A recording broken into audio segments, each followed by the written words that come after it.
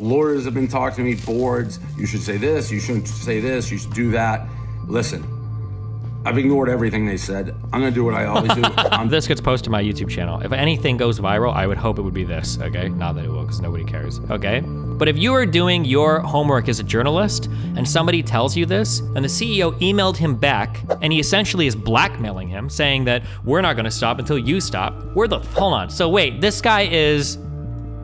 so this guy is hardcore provoking him? Well, hold on, wait a second. Her friends basically pimped this chick out, then took pictures of her like walk of shame from his house, and then started like circulating it. This is such a bullshit thing to say. So like if you... In the summer of 2020, Madison sent Barstool Sports founder Dave Portnoy a direct message on Instagram complimenting his famous one-bite pizza reviews. "Sick pizza reviews," she wrote. "Thanks, fly bitch," Portnoy responded. She was a 20-year-old college student at the time, Portnoy, a 43-year-old multimillionaire. The conversation soon moved to Snapchat and text, where it quickly turned into the topic of sex. He sent her graphic videos of other women he'd slept with, according to Madison, and in messages reviewed by Insider, he pressed her to tell him about her sexual fantasies. Okay, so real quick, okay. I know that people have gotten mad at me for this take before. I don't care. If you are privately messaging somebody, I think that you are amping up that interaction. I don't think there's ever a reason to privately message somebody unless you are trying to have a private conversation. If you message somebody and you're saying something like nice pizza thing or whatever, you can publicly comment on that. There's literally no reason why you're sending a private message unless you're trying to make like some other type of personal interaction. Some people don't like that. I don't care. That's just my take. Yeah. I mean, actually, this one's kind of common, she wrote, like a rape fantasy where I don't have any control of what's going on. "You and I are going to get along so well," he responded. "But I will say, in order to do that one, I have to be pretty comfortable with you," Madison said. "Of course," Portnoy said, and he bought her a first-class plane ticket to visit him at his $2.2 million Nantucket home. Damn. The trip was a traumatic experience, Madison told Insider. She arrived at Portnoy's okay, just real quick on all of this, okay? I feel like I repeat the same advice all the time. I'm just gonna keep this brief, okay? If you wanna do consensual, non-consensual sexual interactions, you definitely can do that. However, you need to be super comfortable with that person, okay? This is not something that you usually would do on a very first sexual interaction. It's definitely not something you would do without ever having met the person publicly and vetting them first. If you're gonna meet somebody to fuck them, I highly recommend meeting in an area, getting to understand how you feel around the other person, rather than saying like, I'm going over to your house and that's the first time we're gonna meet. This doubly applies to like, you probably shouldn't like fly to somebody's house you've never met before either, because you're putting yourself in an incredibly disadvantaged position. You're relying on them for food and shelter. You might not have another place to go.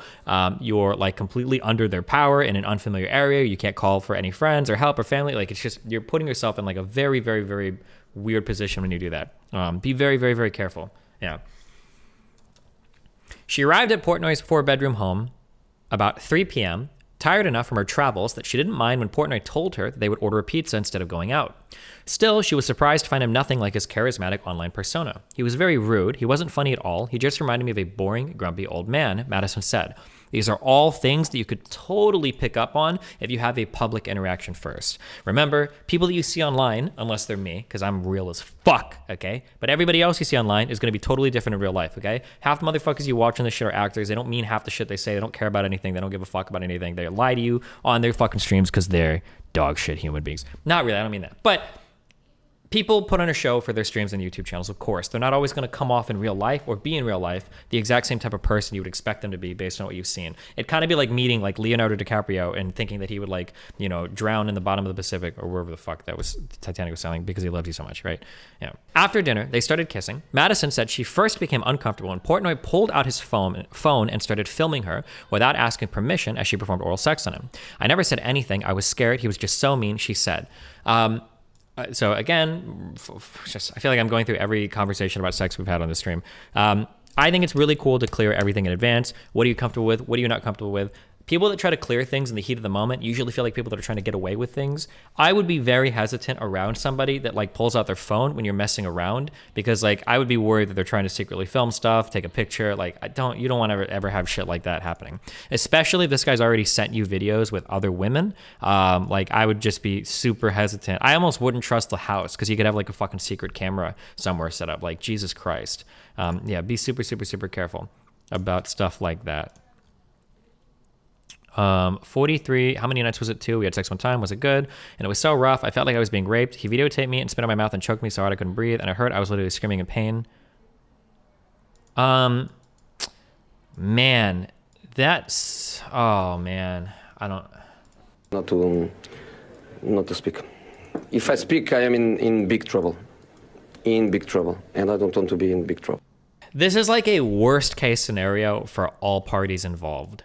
If you're telling somebody that you want to meet up with somebody for a consensual, non-consensual experience, you're basically saying there's like, this is going to sound like victim blaming. I'm not trying to victim blame.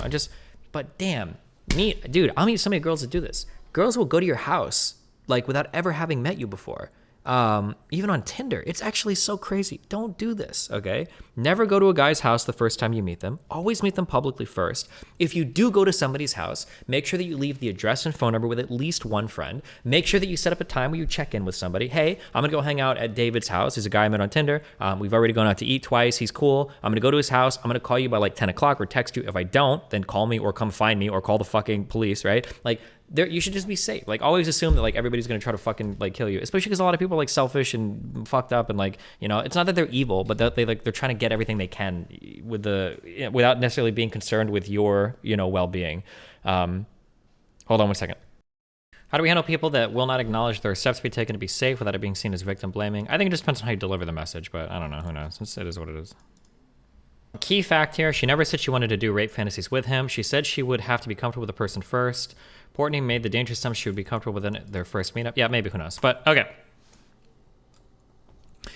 From there, things escalated until, as Madison put it, I felt like I was just a human sex doll. 2 days later, Madison texted a close friend.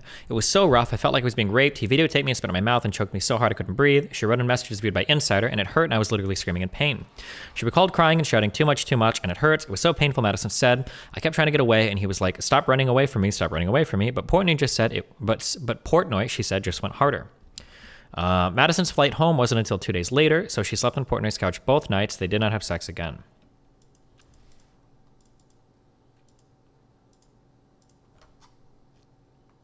Did you see the Legal Eagle video on the Alec Baldwin shooting? No. Dave Portnoy makes no secret of the fact that he likes to have sex with young women and to push the boundaries of what is considered socially acceptable. In many ways, that image is at the core of the brand that has made him one of the wealthiest and most powerful figures in digital media. There are the rape jokes, his repeated use of the N-word on camera, really, and his harassment of female journalists. Last July, he released a viral TikTok video that offered women 3 tips for how to slide into a celebrity's DMs. Be very hot, don't be ugly, and say this, 2 words, I fuck. Since 2019, he has appeared in 3 sex tapes that have leaked online. Jesus. The stock price of Barstool's parent company plunged after the most recent leaked video, in which he violently chokes a woman using a collar and leash. Both Portnoy and the woman said the encounter was consensual. I tried to sling it, Portnoy responded at the time. I've gotten better. For years, Portnoy has managed to escape scrutiny. His behavior and comment weren't just accepted, they were expected and commoditized. A 2020 Barstool documentary series produced by media company featuring Portnoy forcefully digitally penetrating a sex doll while donning a tuxedo, later declaring himself the Finger King. Young men who call Portnoy El Presidente follow the mogul's every move, buying up Barstool merchandise printed with logos like Team Portnoy and Portnoy/Musk 2024. Jesus. Young women tag him in provocative videos and photos in an attempt to get his attention. The woman who appeared in his 3rd leaked sex tape even went on a publicity blitz this past May to defend him. In October, when Portnoy visited the campus of the University of Tennessee at Knoxville for a college football game, Barstool's official Instagram page posted a picture of a house whose front porch had a huge sign that said, Dave, come on in, we have pizza and pussy, 10 out of 10. Jesus. For many, Dave Portnoy is a hero. But some in his orbit, particularly women, have told Insider that they felt as though he abused his fame and power and put them in compromising positions. Insider spoke with more than 24 people with direct experience with Portnoy and Barstool, including 8 current and former employees. Some women as young as 19, who had no professional connection to Portnoy, recounted having sexually explicit online exchanges with him. 3 of these women said they had sex with Portnoy, now 44, and that the encounters turned into frightening and humiliating experiences that have taken a toll on their mental health. 2, including Madison, said Portnoy both choked and filmed them without advance permission. Another, who has had depression, said she was suicidal after the 2 had sex, and all 3 were afraid to speak out, fearing retaliation from the media mogul and his rabid fan base. This article uses pseudonyms chosen by Insider, which is aware of the women's real identities. So we're going to watch his response video, and then we'll finish reading the rest of this article. Okay, so Business Insider finally published. The hit piece says it's been 8 months in the making on me. Not the normal hit piece, not the normal stuff about jokes we've made, videos we've made, things we've done at Barstool. This is far more serious allegations, portraying me, painting me really as a sexual deviant. Serious shit. So lawyers have been talking to me, boards, you should say this, you shouldn't say this, you should do that. Listen, I've ignored everything they said. I'm gonna do what I always do. I'm just gonna tell the truth. Shoot from the hip and tell exactly how I feel and where I'm at. No written statements, no pre-planned things, just me being me, and it's worked for me for 20 years, and I'm gonna tell the truth.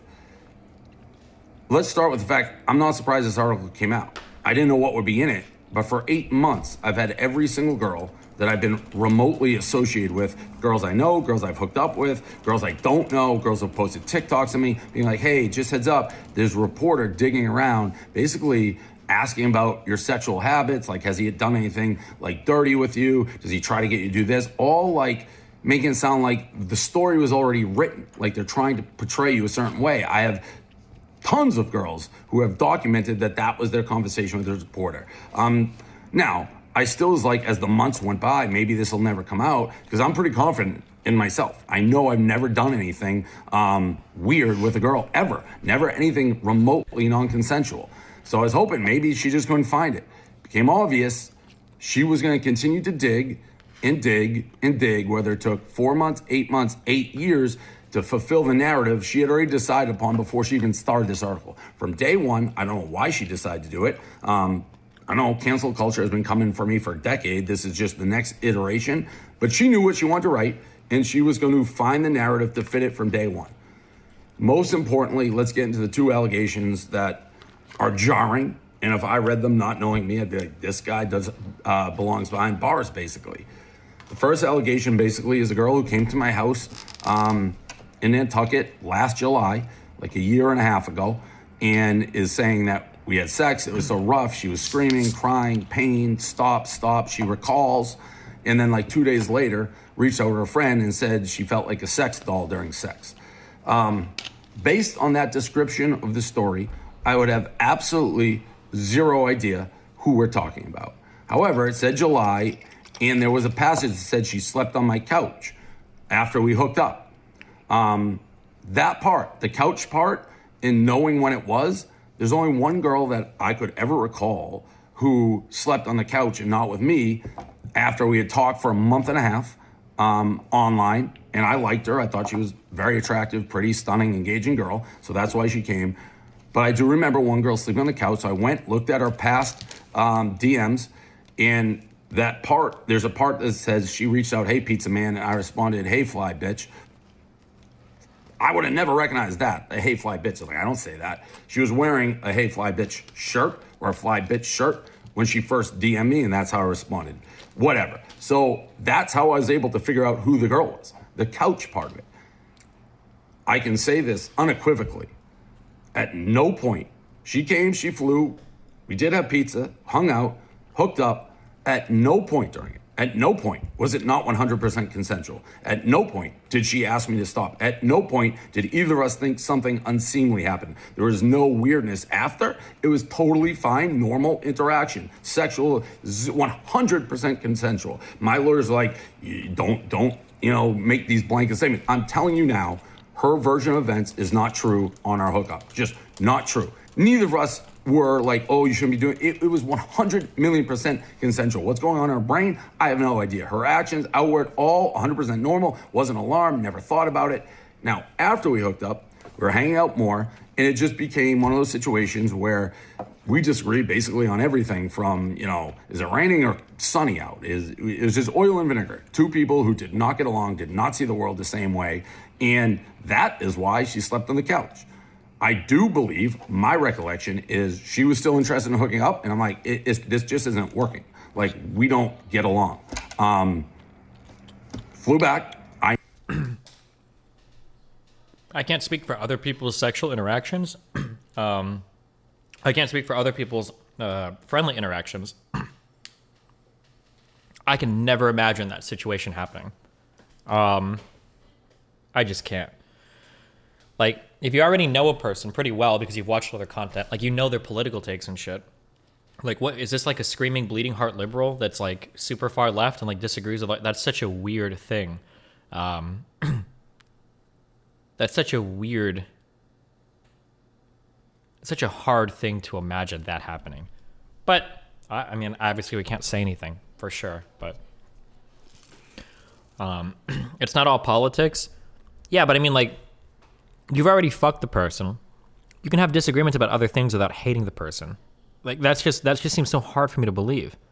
It's possible, I guess, but I never talked to her again. I never knew she had any issue. It's the first I heard of it, and frankly, was stunned to read and hear about it. I am obviously not going to say her name. I don't want her harassed. If what she's telling that she didn't enjoy the experience is true, I had no idea, and that's horrible, and I never want to feel that way. But if there was a hidden camera in that room, and it wasn't a he said, she said, and someone saw the interaction, there would be absolutely nothing there. I promise you I've never lied. My lawyers have been like, don't even acknowledge that you know who this person is. Just anonymous is better because people can just throw it away. I don't do that. I know who the person is. And I'm telling you, that's how it went down. The reason I knew who it was not because of the description of the event, because it doesn't ring true at all. It's because she slept on the couch because we had a disagreement on life. Nothing to do with sex. Did prior, were we sending each other videos? Yes. Her to me to her? Yes. Were we sexting? Yes. Were we having normal conversations? Yes. I talked to her for a month and a half before she came. That's incident number one. Incident number two, I had no idea about, which is basically a girl came over in Nantucket. She DM'd me. She asked to come over. She came over. We hung out by the pool, started hooking up, had sex, and then it says she went home, got super depressed. She took a selfie with me, got super depressed when the selfie circulated, and 3 days later was in the hospital with depression.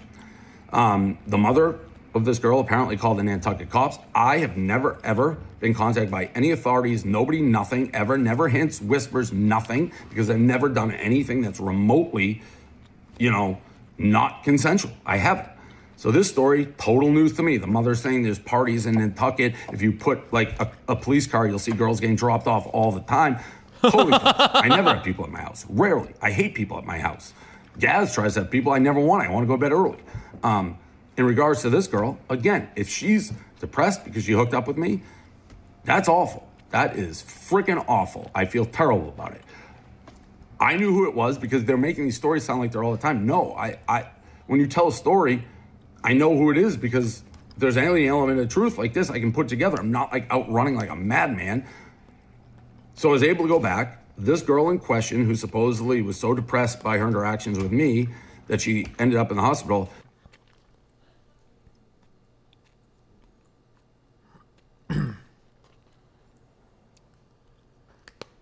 wait, there's no nude here, right? No, also for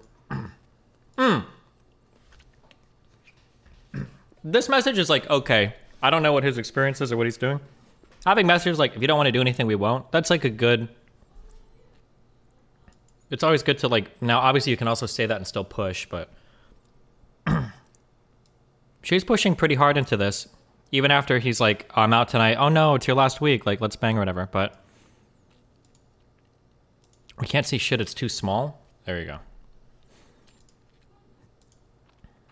How did the bragging go? Amazing. I got the word around. Buying Nantucket is better. Agreed. Missed my dick yet? Haha, yeah, of course. Haha, good. I'm in shock that you're still DMing me right now. Like, what's up, Dave Portnoy? If you ever want to text me, my number. Ooh, yikes. After we had sex, in the afternoon. Attention-seeking behavior? What? No, that sounded like a normal. Sounded like they hooked up and seemed like they were both fine. I don't. This is how normal people message each other. Good. She went home. She DM'd me to come hang out with her at a bar at night. At a bar, by the way, is where she wanted to meet me the first time. So all this that's 21 plus. That's where she said, say, hey, I'm going to this bar, meet me here. To me, that's pretty black and white. That, again, it's such a strange area to be because it's a sensitive issue and these Oh, she did the thing too. See, guys, I told you. She gave him the number. Text me at this number. Why? We're already talking to DMs. Allegations are horrific, but they're saying she was so depressed by me, suicidal almost, but she was continually hitting me up to hang out. And it was the mother who found the DMs. Maybe she's a shit. I don't know. It's just, I'm telling you the truth. For 8 months, those are the two accusations, sexual nature, that were dug up against me. The first one, I'll never be able to prove my side of the story ever. The he said, she said. I swear to God on my life, I'm telling the truth. The second one, at least I have something to back it up. I don't know what else to do. This reporter had an agenda from day one, from the second she picked up paper. It took her 8 months. I've been mostly single till recently for the past 5 years. Well known, target on my back. People fucking hate me, whether it's because I interviewed Trump or I go on Tucker Carlson. The woke cancel culture wants to cancel me. This is the next escalation. And they're like, oh, he wrote a joke, a rape joke in 2010, which I wouldn't do now. He made a video at a porn convention. He must be a rapist. And let's just dig up every rock. And I'm scared now. I'm scared because they're asking for more. It's like they're asking the internet, tell us bad stories about Dave Portnoy. Well, guess what? A lot of fucking people hate me. I guarantee this, they'll never be able to prove anything. Nothing, because nothing's ever happened. But I can't stop it. He said, she said. So yeah, it's fucking scary and it sucks. And it's sad that that's the world we live in.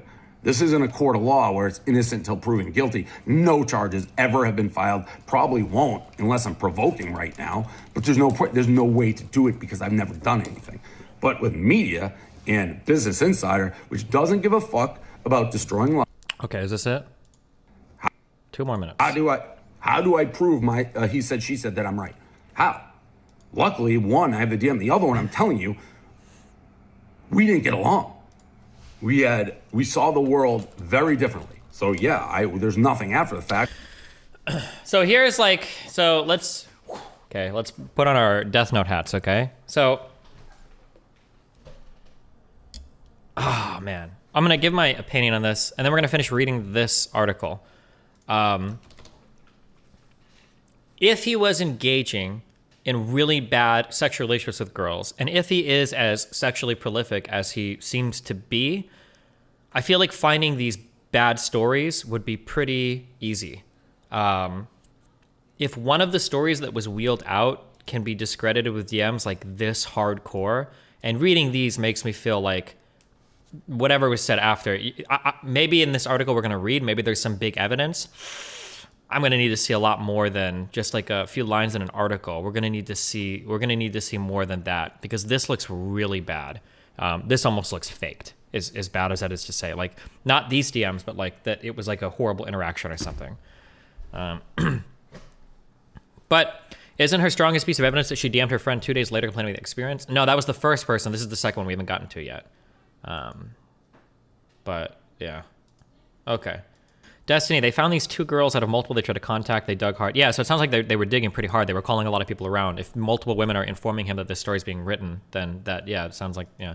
But all right, let's keep going. This article uses pseudonyms chosen by Insider, which is aware of the woman's real identities. I know how he is when someone goes after him, said the second woman, who said she was both choked and filmed without advance permission. She asked not to have the specific details of her experience publicly revealed, fearing harassment from Portnoy or his fans. Insider spoke to someone with whom the woman shared details of her rough sex with Portnoy. I thought he would say something in public for sure, or share videos of me. Man, I have really mixed feelings about this kind of stuff. Like, I'm going to there's a reason why in the U.S. court you have a right to face your accuser. To drop accusations like this, but give such vague details that nobody can ever truly, you don't even know who's talking about it. man, that's a rough one. Because, like, if something happened, obviously this is horrible.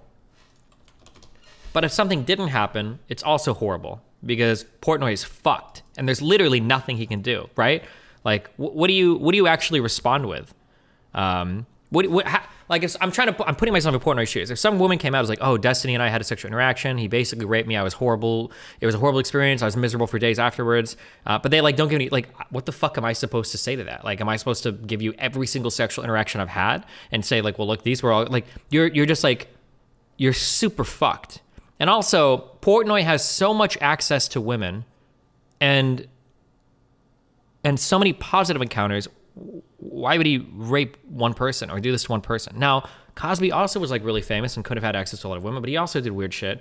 Yeah, I don't know. That's a rough one. In an email, Barstool Sports attorney said many of the accusations in the article embody half-truths, are highly misleading, lack appropriate context, and appear to have been provided to you by individuals whose motivations and trustworthiness should at least have been fully vetted. The attorney asked for more time for further statements. Insider provided an additional 2 days, but Barstool's attorney did not provide additional comments or communication.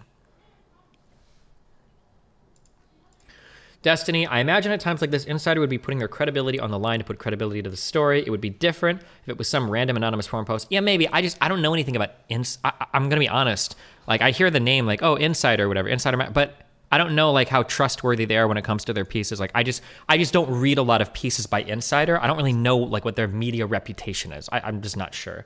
I have no idea, you know? I know that like, for instance, Washington Post, CNN, even Fox News. I know that like these companies, the big mainstream media like pieces, they'll take those types of accusations very seriously. The New Yorker, yeah, they will dig a lot. They will dig a lot to try to verify or validate some of the sexual harassment or rape claims. So like when I read stuff in those like mainstream media pieces, I'm like, okay, they probably did their homework on this. Even if it ends up being wrong, like at least I know they tried pretty hard. I don't know anything about the Insider. That's not to throw them under the bus. I'm not saying Insider's bad. I'm just saying I don't personally know. Okay? Just for my personal, yeah. Perpetually tan and bearded, Portnoy's built a $500 million digital media empire off of sports gambling, crude humor, and barely clothed women. I don't know how I feel. Like, this piece feels like a profile. But it's like a rape story profile. I don't know how I feel about it. I mean, it's not the worst. I don't know. I haven't read enough media, I guess, to like know how I feel about this. As I'm reading this piece reads like a profile, you know? Portnoy lays in the back overlooking his $2 million pool, the sweat glistening on his brow as the sun barely makes his trek across the sky. He had just had a new heater installed in his pool that day. You know, I'd like to think myself somewhat of a ladies' man, he says as he looks over to me, on his third glass of champagne delivered by his, butler boy.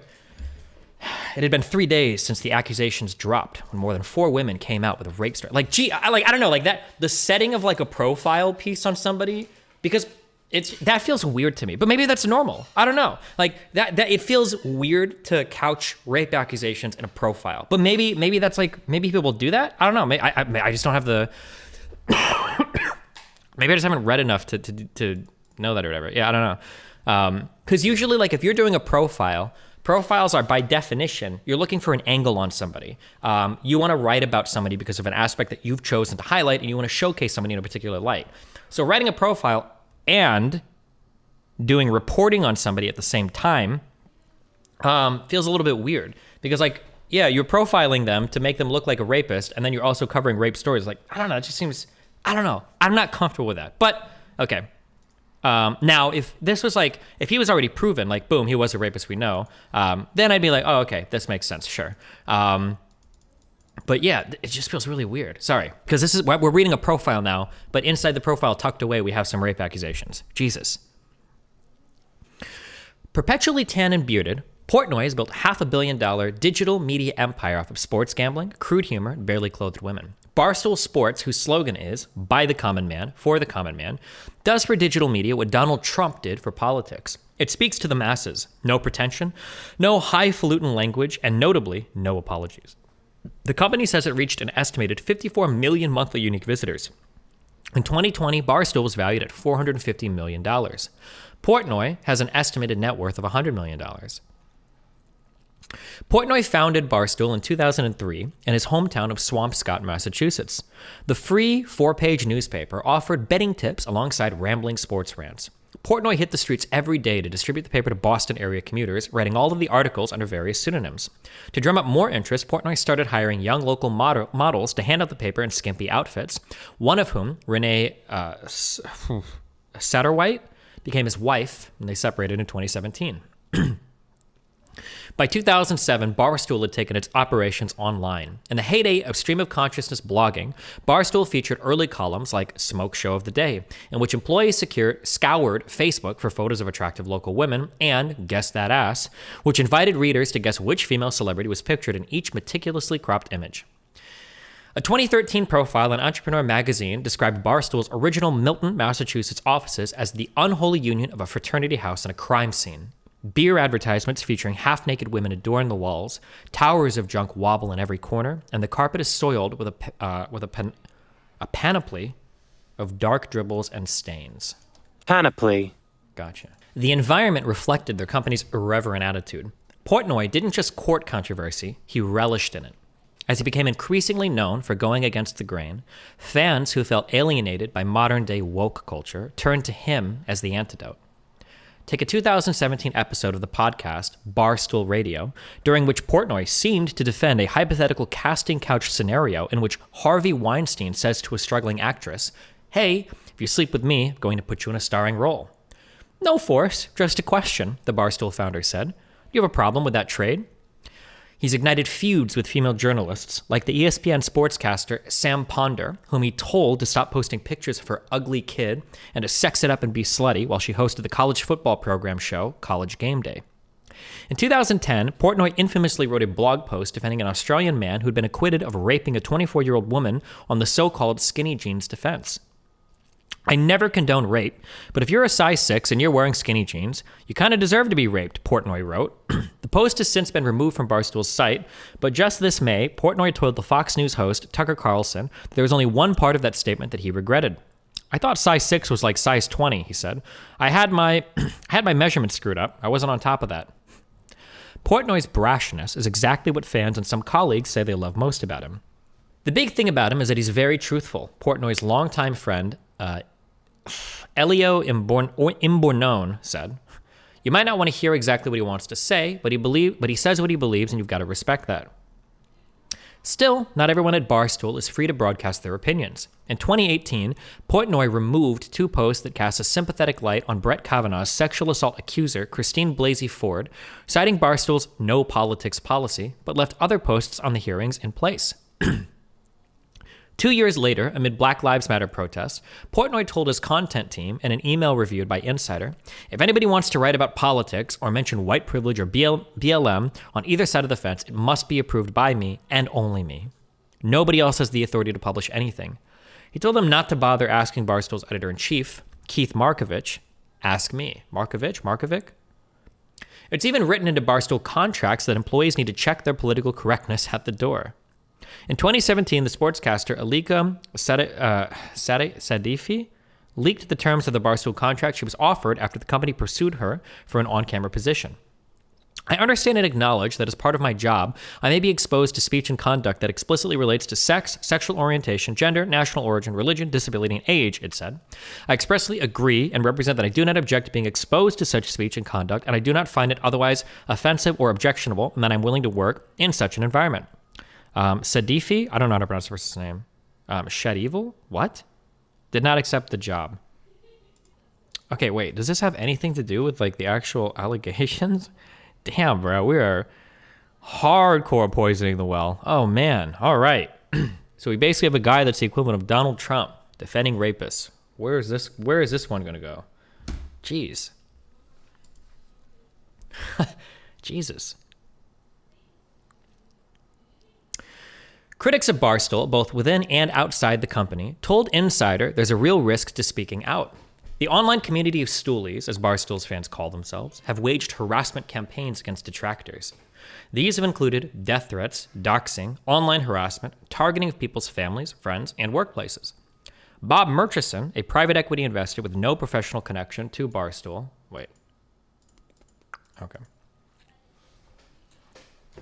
With no professional connection to Barstool, first began tracking Barstool's content in 2019 after it hired a radio host with a history of transphobic comments. Murchison, who is a transgender son, has taken it upon himself to privately warn advertisers of what he perceives to be the company's transphobic, misogynistic, and racist content. Jesus Christ. So, damn. So this guy has a son, and then Barstool hired a radio host who had made transphobic comments in the past, and because Barstool hired that radio host, this guy privately reaches out to advertisers to get them to not sponsor Barstool. Holy shit. Okay. In 2019, a Barstool employee shared a tweet containing Murchison's cell phone number and email address. His home address was posted on fan-run message boards. In response, Stoolies sent Murchison death threats and packages, including one with an object meant to look like a bomb and another containing feces. Staged a prayer vigil in his hometown that was also attended by Barstool employees, contacted organizations with which he was affiliated to make false claims of criminal activity against him, and showed up to his house where they filmed videos of their trespassing, which they later posted online. I reached out to Erica Nardini, Barstool's CEO, and Barstool Counsel several times asked them to address this horrific behavior, Murchison told Insider. Their responses left me with the impression that the harassment would only be stopped if I agreed to stop my criticism of their content. I believe that harassment was intended to intimidate and silence me. Nardini did not respond to our request for comment. Okay, I'm gonna put on my journalism critique boots here, okay? If you are doing your homework as a journalist, if this gets posted to my YouTube channel, if anything goes viral, I would hope it would be this, okay? Not that it will, because nobody cares, okay? But if you are doing your homework as a journalist and somebody tells you this, you need to get the email. Why the fuck wouldn't you post the email? If this guy is saying that he reached out to a CEO and the CEO emailed him back and he essentially is blackmailing him, saying that we're not going to stop until you stop, where the fuck is that email? You absolutely saw it. You know you did. This is 2021. There's a copy of everybody's email in 15 different fucking inboxes, okay? You should have that email, and it should at the very least be posted. Or at the very least, you've read it and can summarize it, if not posting it for us to read. What the fuck? Like, the guy is the CEO of a company. You know that he knows that all of his emails could be read publicly. Like, you're responding as the literal representative, the literal chief executive officer of the company, right? Because what I'm curious now is, did that email say, hey, if you want our fans to stop, maybe you should stop, you know? Just saying. Was that the email? Or was the email something like, hey, we don't take any responsibility for our fans. We don't tell them to attack people. We don't take any ownership over this behavior. However, if you are going to publicly attack and threaten our company, it seems more than possible that fans will pick up on it and engage in behavior that we don't support, right? Now, I'm not saying that's like the best response, but that's a potential one. But that response is a far cry from, if you keep this up, they're gonna get you, right? These are worlds apart in terms of responses. This is an email that I wish was posted here. I think it's incredibly crazy that I don't get to see that email. I wonder if the journalist asked for it. Actually, I'll go one step farther. I'll tell you what happened. The journalist asked for the email, and they didn't think that it was that incriminating, so they didn't post it or post any quotes from it. That's what happened. Because they had no problem posting quotes earlier from the potential victims. They had no problems posting that earlier, but they won't post an email from a fucking CEO? Are you serious? That makes me wonder. That super makes me wonder. But, okay. Portnoy declined to get involved, saying on Barstool Radio in 2019, the Murchison guy, he sounds like a crazy person. I'm not going to war with someone I've literally never said a word to. But Portnoy doesn't always stay silent. This spring, Nantucket magazine featured a glowing profile on Portnoy, including a cover shot with Portnoy lounging in the ocean atop a rose floaty. After readers complained about being offended by Portnoy's inclusion, given his history of misogynistic and racist comments, the magazine issued an apology. Portnoy went on the attack, telling Page 6 that the Nantucket magazine editors were spineless jellyfish who are held hostage by the whims of the vocal minority. He added that anyone who didn't like him can go fuck themselves. Since 2020, Portnoy has issued commands on Twitter for his fans to attack people who criticize him or Barstool, tagging an employee who was hired expressly for the purpose of harassing Portnoy's enemies.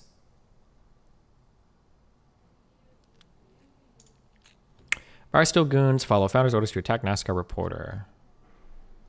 I wonder what the tweet looked like. Would you please come on Ruben Racing's... Oh, so some whack job asked some ridiculous question to Joey Logano, probably a Barstool thing. Would you please come on Ruben Racing podcast with Clint Bauer and I on Thursday so I can emasculate you and you can beg for forgiveness? Oh, and nobody from Barstool was in Vegas. Waiting for directions from boss, stool president, attack. Okay, wait, hold on. So wait, this guy is hardcore provoking him? Hold on, wait a second. Am I reading this correctly? Or am I missing this? Hold on. No, Portnoy was the one that was making this first tweet. I'm sorry. Would you please come on Rumors Racing Podcast with Clint Bauer and I on Thursday so I can emasculate you and you can beg for forgiveness? Oh, nobody from Barstool was in Vegas. Okay, gotcha. Waiting for directions from the boss. Attack. Okay, I don't even know what. Okay, gotcha. Okay, that's a pretty dumb tweet to make. You should never be putting attack like in a tweet or whatever. That's pretty stupid. I will say that. I wonder when this tweet was made though. What year was this? 2020. Yeah, that's pretty dumb to say. But okay. Since 2020, Portnoy has issued commands on Twitter for his fans to attack people who criticize him or Barstool, tagging an employee who was hired explicitly for the purpose of harassing Portnoy's enemies. The characterization of this is a little bit whatever, but okay. In 2017, Portnoy publicly accused his ex-girlfriend, Jordan Hamilton, of cheating on him with a SoulCycle instructor. Stoolies responded en masse, waging a harassment campaign not only against Hamilton, but against SoulCycle. When Portnoy saw a message from SoulCycle's corporate office advising studio managers on how to deal with harassment from Stoolies, he tweeted, "Best way to avoid calling 911, don't have your instructors fuck the girlfriend of the head of a major media company." He's out of control, okay? It was really, really tough for me and my family, everything being put online, Hamilton told Insider. Despite Hamilton's personal experience, she said she continued to be on good terms with Portnoy. Dating him, you kind of have to go into it with a thick skin, she said, adding, "I think today a lot of people are kind of soft.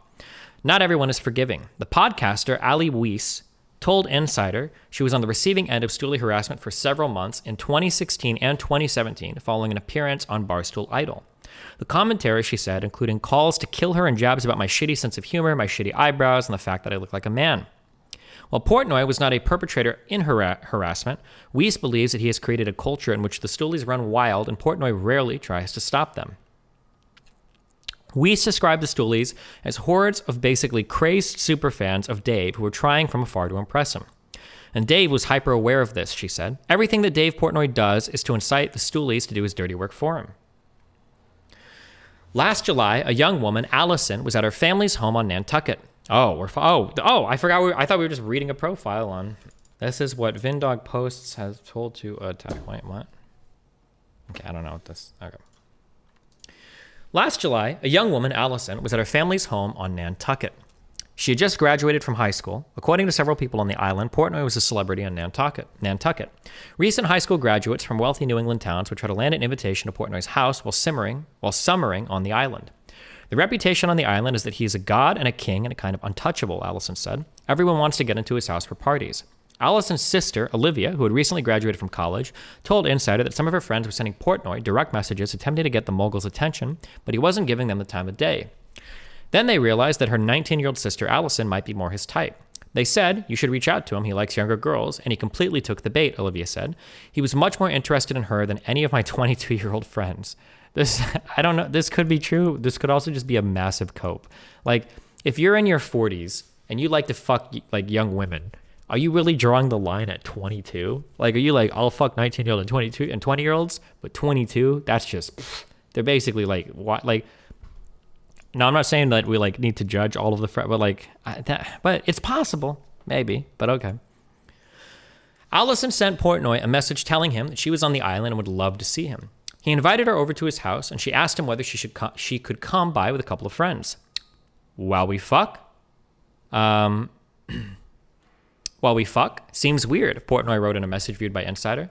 Allison responded, nah, they don't mind. Portnoy told Allison he didn't like her friends messaging him, then wrote, not cool with your friends coming, sorry. Allison called off the meetup, unwilling to go alone. About a week later, though, she messaged him again. This time, the two agreed to meet up in the afternoon. I was definitely pushed by my friends, Allison said. Jesus. Allison recalled sitting by the pool. Portnoy offered her watermelon and water. Is that a rich people thing? He asked her which school she went to and which grade she was in. Allison recalled. Then she said, he got up to go inside. Okay, dude, the wording on this. So she said she read to high school. He asked her which school she went to and which grade she was in. Dude, the phrasing on this is so... Did he ask her, like, what year are you? Why would you put it like this? Like she's a fucking fourth grader. But whatever, dude. Damn, this is some piece, huh? Okay. He got up to go inside, and I was like, okay, I'll go in with you. And he was like, I didn't know it would be that easy. He leaned in and started kissing me, and I didn't know what to do at that point, she added. And we went upstairs, and he was really aggressive, and I didn't know what to do, and we had sex, and that was it, and he kicked me out. Allison said her memories were fuzzy because of her emotional distress surrounding the event, but like Madison, she said Portnoy choked her. I've already given my opinion on the randomly forgetting shit, but okay. He kept spitting in my mouth, which is really gross, Allison said. I was kind of scared. I didn't want to disappoint him. How do you remember these details? Okay. A little over an hour later, Allison's friends picked her up. One of the young women who was in her car told Insider that Allison was uncharacteristically quiet. She was clearly almost in shock, she said. So she basically couldn't talk the next day, Allison's mother told Insider. Allison does not describe what happened to her as sexual assault, but said she was still deeply disturbed by the experience. I just felt very preyed on, she said. Oh, what? What is this, dude? Soon after Allison's encounter with Portnoy, two photos, a selfie Allison had taken with Portnoy and a photo her friend took of her leaving his house, began to circulate the island. Both were posted on private Snapchats by Allison's friends, but were then screenshotted and shared widely. Before long, it felt as though the entire island knew what had transpired between Allison and Portnoy, Olivia said. Allison, who's had depression, said she felt stressed and overwhelmed following her sexual encounter with Portnoy and the subsequent attention it got. I guess it was kind of my breaking point, Allison said. 3 nights after having sex with Portnoy, Allison was suicidal and was hospitalized. Okay, but this sounds like it has way more to do with the shit that happened afterwards than anything that happened with Portnoy. Why are you even including this in your fucking article? What is this story? Like, her friends basically pimped this chick out, then took pictures of her, like, walk of shame from his house, and then started, like, circulating it on fucking gossip channels on fucking Snapchat. What the fuck does this have to do with Portnoy? This chick's friends are subhuman trash. While she was in the hospital, her mother began going through her phone, trying to understand what had happened. After finding Portnoy's message, Allison's mother called the Nantucket Police Department. She told the police, go put somebody outside his door because you're going to see every day there's some young girls being dropped off. Insider viewed police documents confirming this call. Her mother wanted to pursue some sort of legal action against Portnoy, but Allison refused. I knew he would drag me through the mud, Allison said. Wait, what legal action would you take when you said earlier that you wouldn't describe it as sexual assault? Allison does not describe what happened to her as sexual assault, but says she was deeply disturbed by the experience. Well, then what would you call the police for? Or what is that? For years, Dave Portnoy has been untouchable. In 2020, following the controversy surrounding his use of the N-word, Portnoy declared himself uncancelable. Throughout all of the scandals and controversies, Barstool has attracted advertisers like Dunkin' Donuts and Coors, partnered with Walmart on a line of frozen pizzas, and nabbed the rights to broadcast the Arizona Bowl from CBS Sports. The sponsor name drop in here, by the way, is to get pressure on these companies to drop them. That's why you would include stuff like this in this article. You want to call out these sponsors by name so that people see, fuck Dunkin' Donuts, fuck Coors, fuck Walmart, fuck CBS. Why you guys? That's why you would include. This is why the call out happens here. This part of the article. But insiders say Barstool has been slowly distancing itself from its founder in an attempt to reshape its image. In 2016, Erica Nardini beat out 74 men to become Barstool's new CEO, and she brought with her an influx of high-level female executives. The company began to branch out in its content as well, launching 5 female lifestyle podcasts, including Chicks in the Office, Call Her Daddy, and Nardini's own Token CEO. Then, in 2020, Penn National Gaming purchased a 36% stake in Barstool. The next year, Penn National stock joined the S&P 500 index. Portnoy suddenly was newly accountable as part of a publicly traded company. Wait, what is the ticker for this company? Or is the company completely publicly traded, or is there just like a publicly traded company that has a big stake in it? I bet this rebounds. These guys do they have a majority stake, or is it like still that 36% stake? Oh wait, hold on, never mind. This stock sucks. Wait, is that fair of me to say? No, I shouldn't say that actually. Dude, I want to buy the dip on this so bad. They had a shit earnings.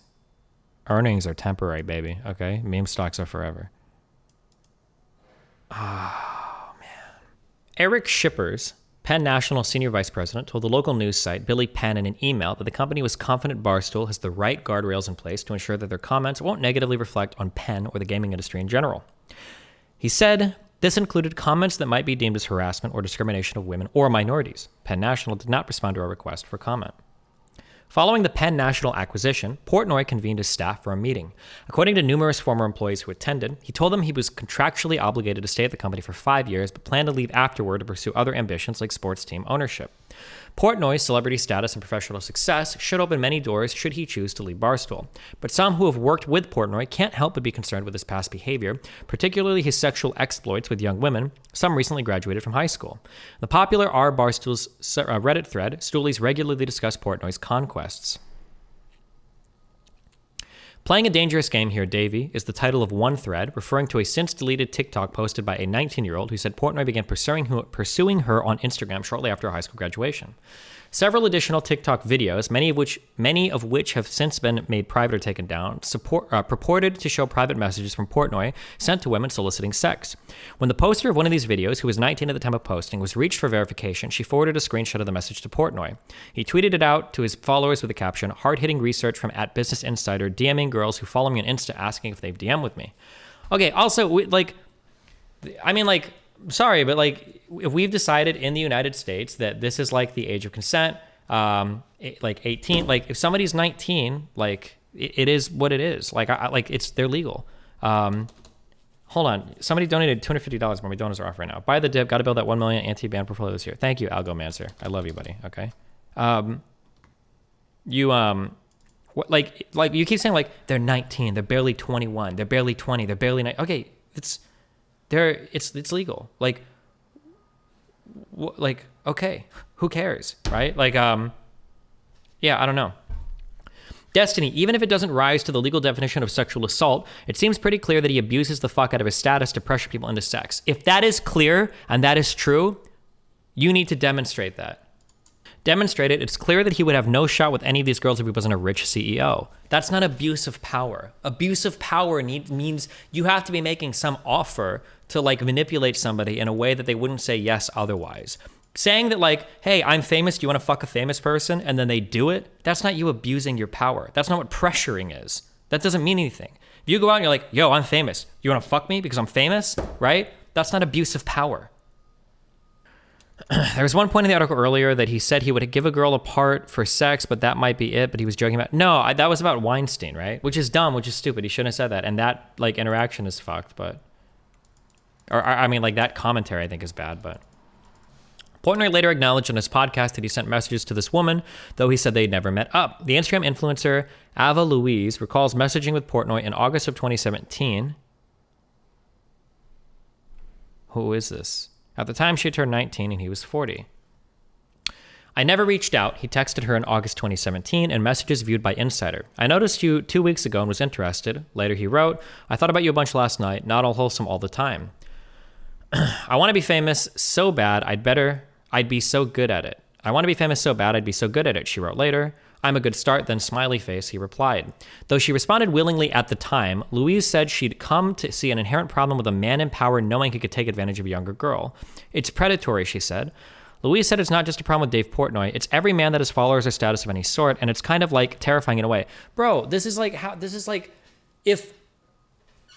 if men that have careers or money or fame are inherently taking advantage of women, by being famous and like leveraging that fame to fuck them, like in that sense, then every single pretty woman that has sex with like a kind of fugly guy is a rapist. Okay, like this is what you're saying, because like these dynamics can appear and be exploited in a ton of different ways. Just because a power dynamic exists, or like just because there's some potential for abuse, doesn't mean that the power dynamic is being abused or that the abuse has happened. That's another step. You have to prove that, right? Like, oh my God, like she fucked that guy and then married him just because he had a very successful career and like could provide for like a family and had money to take care of her shit. Like, what? This is an abuse of power, right?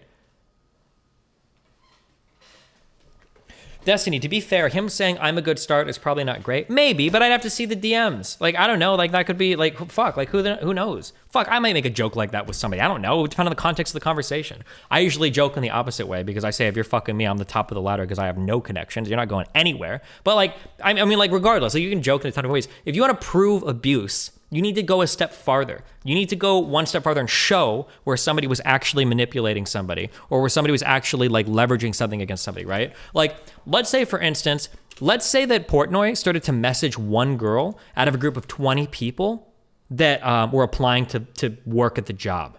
And he messaged her, like, hey, shit, I saw your application, or I went through the application, I saw you there. You're really fucking hot. And she's like, oh, cool, that's awesome. And he's like, do you want to go get drinks? Now we have a huge problem. Because now her like potential future boss is leveraging an opportunity over her, maybe in exchange for some sort of date or sexual, right? Now we've got abuse. Now we have big problems. But like just showing that a power dynamic exists, that's not enough. Louise said it's not just a problem with Dave Portnoy. It's every man that has followers or status of any sort, and it's kind of like terrifying. Like, this is such bullshit. This is such a bullshit thing to say. So like if you build time like getting like fame or career or success in your whatever, then every relationship or sexual interaction you have is inherently predatory? That's so bullshit. She says her parents were really freaked out by it when they found out she was thinking of meeting up with him and threatened to stop paying for her college if she followed through. Today, she's grateful for their intervention. I probably would have let Dave Portnoy do whatever the hell he wanted to me, she told Insider, because I'm like, oh my God, it's Dave Portnoy, she added. I'm glad I didn't have that experience. Like, as opposed to what? Like, oh my God, this guy is hot as fuck, he's got a six pack, or oh my God, like this guy is fucking rich, like, or oh my God, this guy is like so cool, he knows like this, or oh my God, like, what do you mean? Like, we're constantly trying to like flout things to other people that they don't have. Like, oh my God, this girl is insanely hot, or oh my God, this girl is like, what, like, I mean, people. It's kind of funny that the writer included the part where Portnoy ignored all the 22-year-old friends in a way to shit on him for going after the 19-year-old, but it shows he isn't just preying on every girl that hits him. Yeah, I don't know. I don't want to be like, the thing is, I don't want to be like the person then that gets known for like, oh, he defended Kyle Rittenhouse and now he's defending Portnoy. This guy sounds like he's a piece of shit, from his politics to the way he conducts himself to like, I don't know. Not personal conduct, but like the political and social positions he has and espoused on his media platforms. It sounds like that is the case, assuming he's not being misrepresented here. But like, now there's going to be all these people. I just know in the future, like all these lefties are going to snipe comments like, didn't you defend Dave Portnoy who raped 2 women? I already know this is going to happen at some point in the future. And it's like, bro, go read that article. That's bullshit. There was nothing here. This shit is lighter than air. There's like, if I could like print this off and put it in a balloon, it would float away. There's like, actually, this is so stupid. Whatever.